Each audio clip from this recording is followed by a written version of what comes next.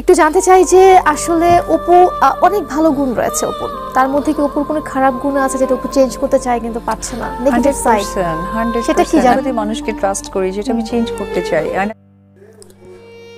আমার সবচেয়ে খারাপ গুণ হচ্ছে আমি সহজে সবাইকে বিশ্বাস করে ফেলি, আর এত বিশ্বাস করার জন্যই আমার এখন এই অবস্থা। প্রিয় ভিউয়ার্স, হঠাৎ করে সাকিবকে মিন করে একে বলছে ঢারিট কুইন অপু বিশ্বাস।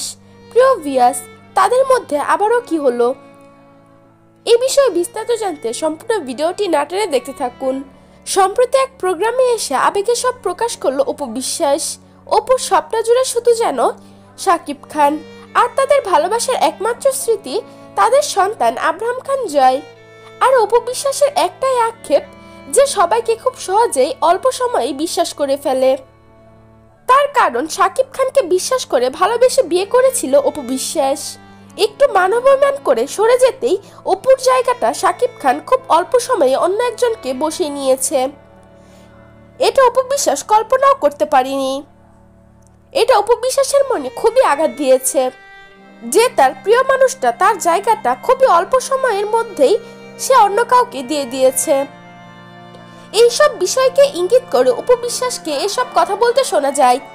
অপু বিশ্বাস আরো বলে যে আমি যদি চাইও যে আমি অল্প সময় আর মানুষকে বিশ্বাস করব না, আমি বুঝে উঠতে পারি না। হ্যাঁ, কিভাবে চেঞ্জ করব? কিভাবে চেঞ্জ করব? লাইক হয় না যে মানে একটা কিছু আছে খুব ট্রাস্ট করে ফেললাম, বাট পরে দেখি আল্লাহ আমি তো ভুল করে, আমি তাও কিভাবে যেন তাকে বিশ্বাস করে ফেলি।